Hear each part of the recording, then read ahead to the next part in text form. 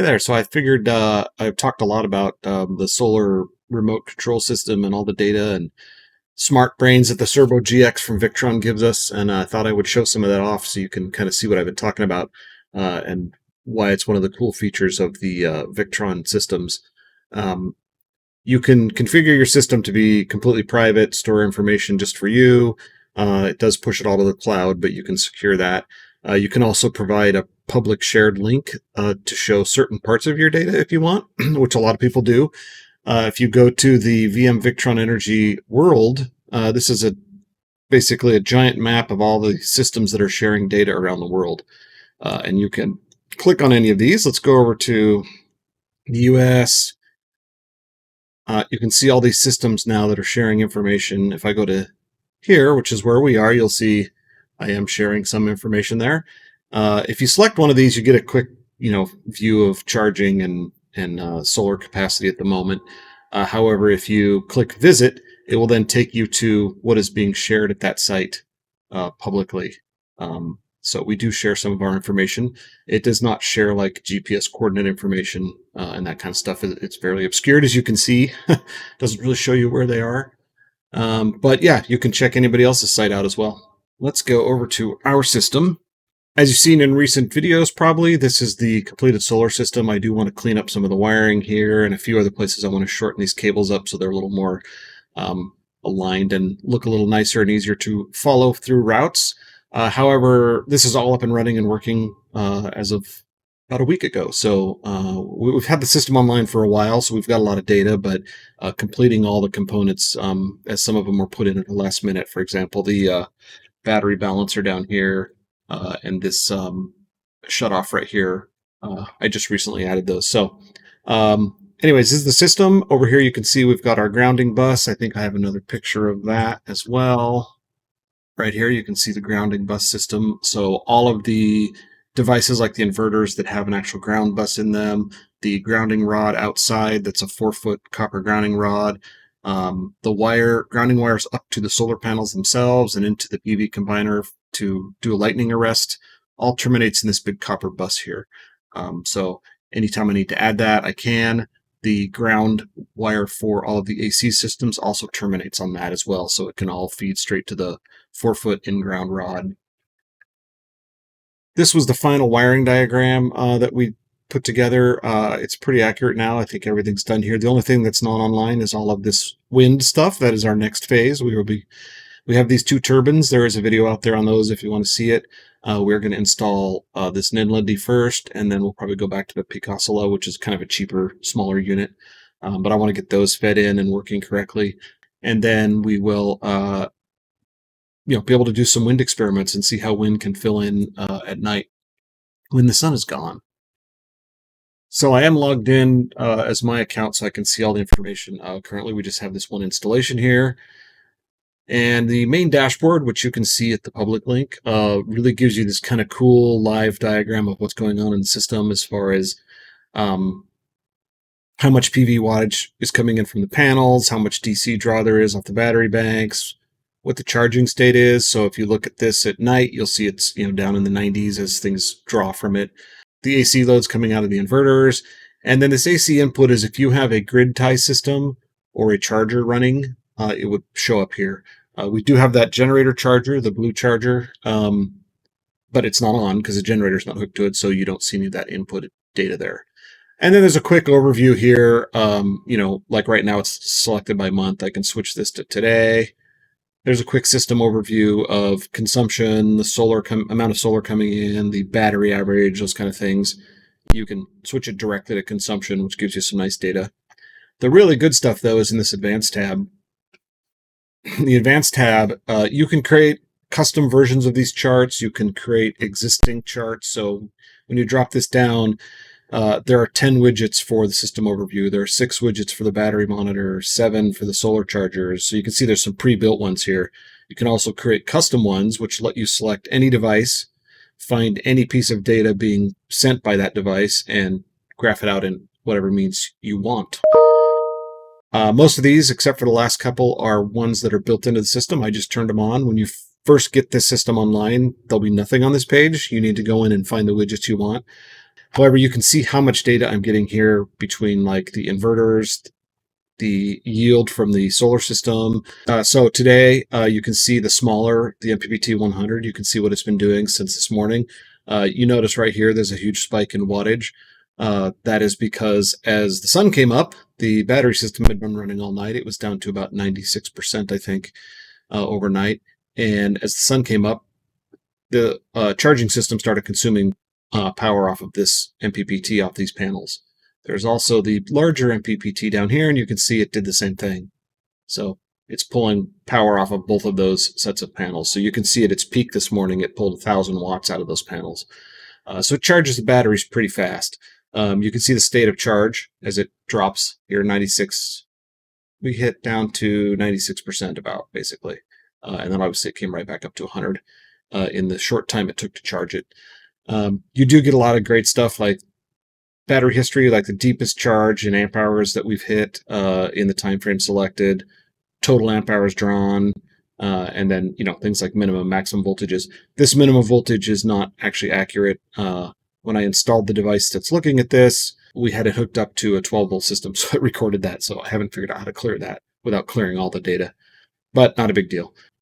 And then obviously you can see the states of the chargers. So this one's inverting, or sorry, of the inverters. This one's inverting in inverting mode. If they fault or they have, they could get turned off, you'll see that show up here. Similar to this graph where it's showing this MPPT, right? It was off all night, not doing anything. And then it went into bulk charge mode, absorption mode, back to bulk, and it's now currently in absorption mode. Lots of great data here that comes in. There's more in there. I kind of slowly poke at it as I have time. There's a lot of configurations about how this data is shown.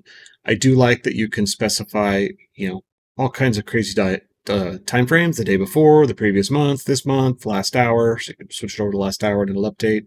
And what's really neat is you just go to the entire year, this year. Give it a second. And then obviously you can see we turned it on. The CERBO came online at 7:22 at 12:50 p.m. And then all the data that's collected for this year. So what's really interesting to me is being able to look at like a weekly or a monthly view, because you can see the recurring patterns in charging, right? You can see how these are very similar. So it makes it really easy to look at a time frame, a week or a month, and see how change is happening. So as it gets later in the year and we have less sunlight, you'll see more battery used, less time to charge times will change, and you'll see that over time. And during the summer, it was great because I could just glance at this really quick and see like, oh, it looks just like it did yesterday, which means it's probably totally fine. There's nothing to worry about. But what will be really great is to have a full year of this data so we know each time a year what to expect. What should these charging graphs look like? Okay, then you get a device list. This is not every device. These are all the devices that are plugged into the CERBO GX, so they're hardwired devices. So if we go back here, if you look right here, this is the CERBO GX right here. Using the ve.direct or USB to ve.direct or the CAN bus system, you can connect devices to the CERBO GX.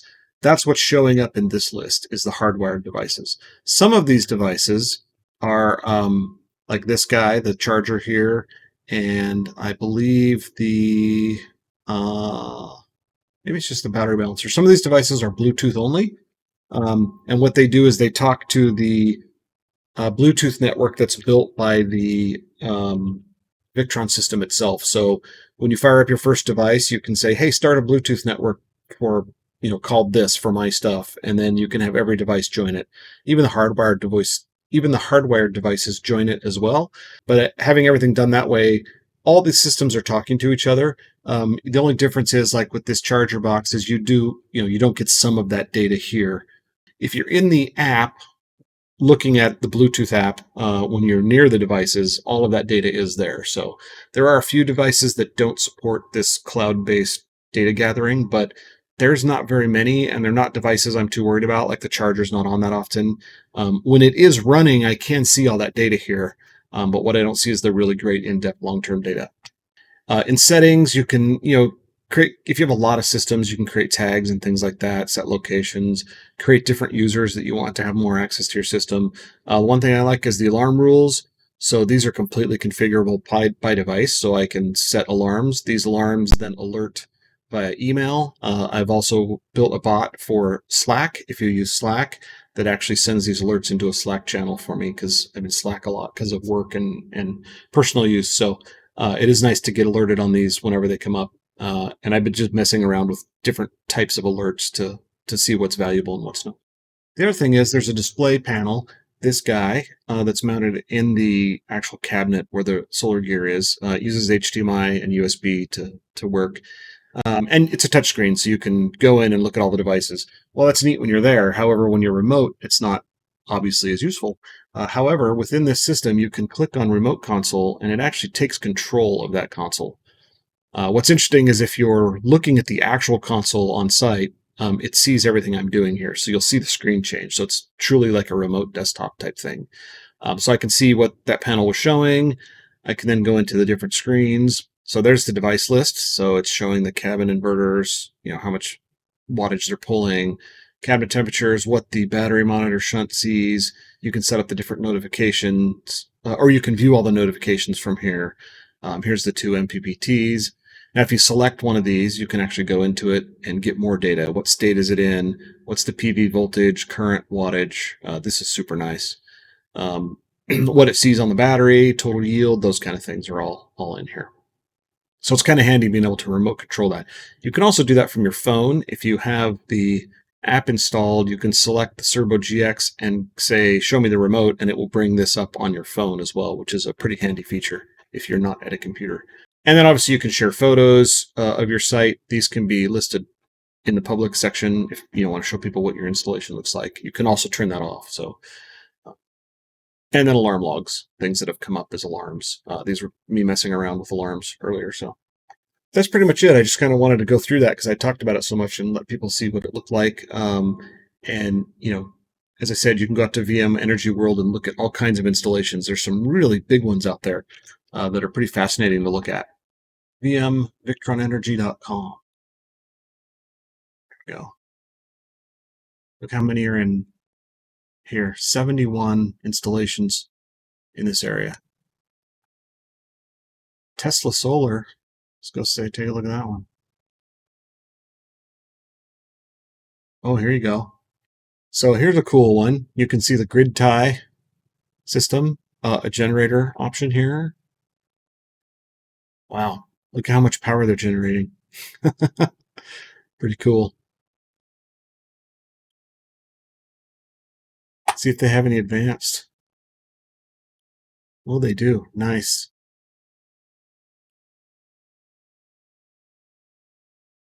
Wow, what a great layout. Might have to steal some of this. Anyway, you can go out and poke at that site. It's pretty cool. There's a lot of stuff up there, as you can see.